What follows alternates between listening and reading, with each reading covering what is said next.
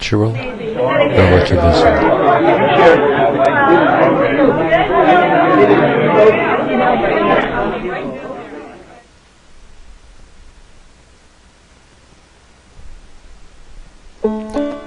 We all do no end of feeling, and we mistake it for thinking. Mark Twain.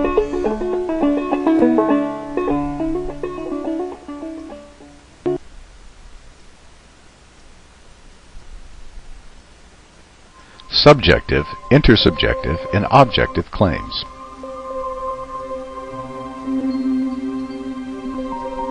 A claim or judgment is subjective if its truth depends on whether or not it conforms to the tastes, attitudes, and beliefs of the person who claims it. For example, anchovies taste yummy, a matter of taste.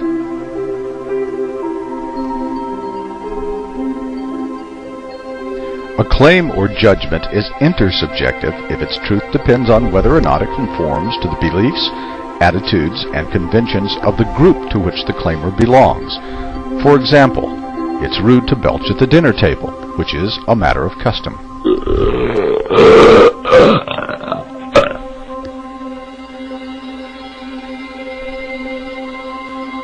A claim or judgment is objective if its truth does not depend on whether it conforms to the beliefs or attitudes of any group or individual. For example, the earth is spherical, which is a matter of fact.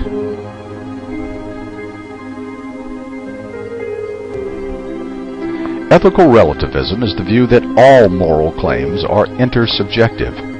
Conventional ethical relativism, a more specific type of ethical relativism, holds that the moral conventions of a culture determine what is right and wrong for the members of that culture to do. On this view, seemingly conflicting moral judgments can be equally correct when made from within different cultural contexts. For instance, consider the claim it is wrong to eat beef, which is true from within Orthodox Hinduism, but false from within certain other cultures.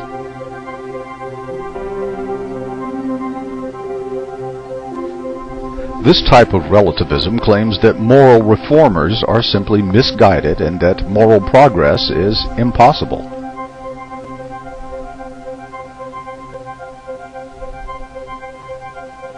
It also claims that there is little, if any, point to moral argument and moral deliberation.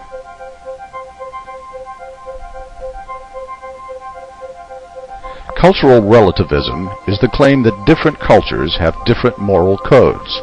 However, is this the key to understanding morality?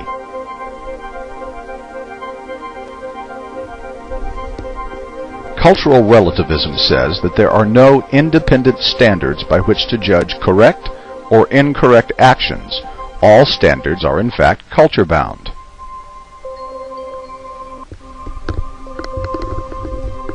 The concept of cultural relativism contains the following claims. First, there is no objective truth in morality. Right and wrong are only matters of opinion, and opinions vary from culture to culture. Therefore, there's no objective standard that can be used to judge one societal code better than another. Second, different cultures have different moral codes, and the moral code of a society determines what is right within that society. So the moral code of our own society has no special status. And third, it's mere arrogance for us to try to judge the conduct of other peoples. We should therefore adopt an attitude of tolerance toward the practices of other cultures.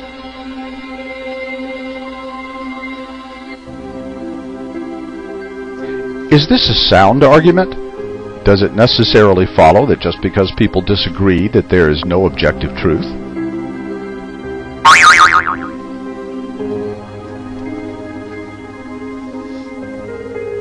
Relativism of this type sometimes leads to truths that are later disproved.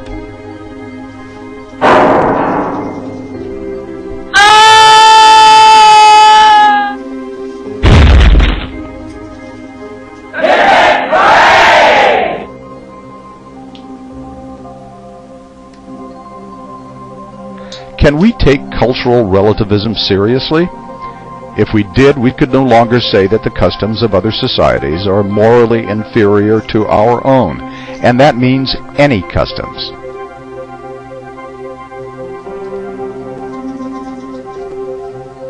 Is there anything good about cultural relativism then?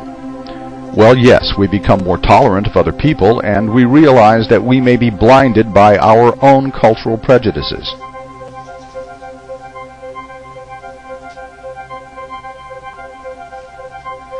Are there any values that all cultures might have in common? There are a few. For instance, care for the young, truth-telling, the prohibition against murder. Can you think of others?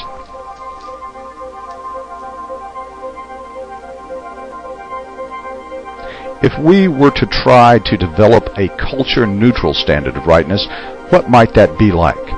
Well, first of all, objectively valid moral principles are those that promote and protect the interests of all relevant beings. So on this view, whether a cultural practice is morally good or bad will depend on whether it promotes or hinders the welfare of those who are affected by it.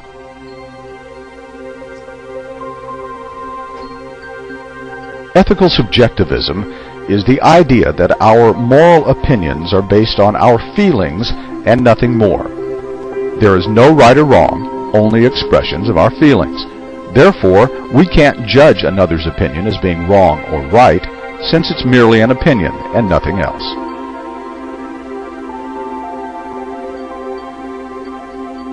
Here's the kind of argument ethical subjectivism boils down to.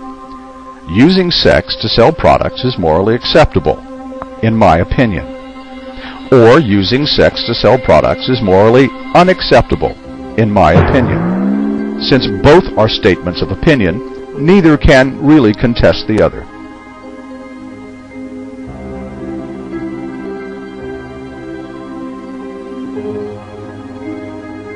Thus, there are no such things as moral facts, only our attitudes about morality.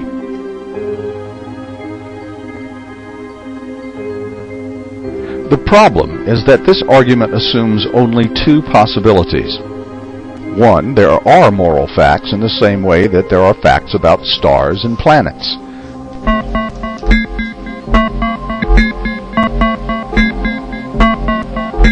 Or, our values are nothing more than the expression of our subjective feelings. Just those two possibilities.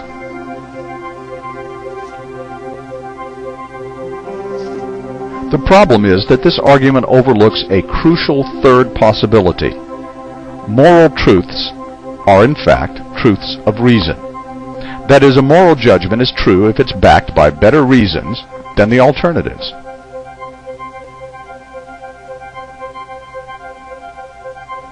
Think of accepting ethical subjectivism as an excuse.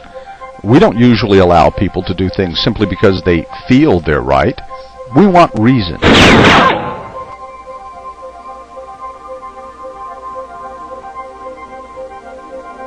What we've done instead is to develop theories of rightness and obligation based on the notion of reason. For example, each person ought to do whatever will best promote his or her own interests. This is called ethical egoism. We ought to do whatever will promote the greatest happiness for the greatest number of people.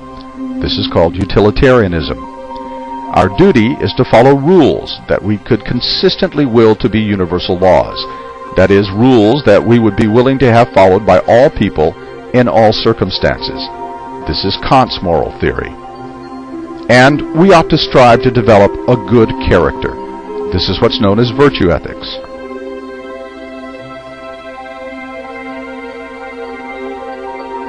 A theory is a model based on and representing reality. If it works as a model, it can then be used to guide and or predict reality.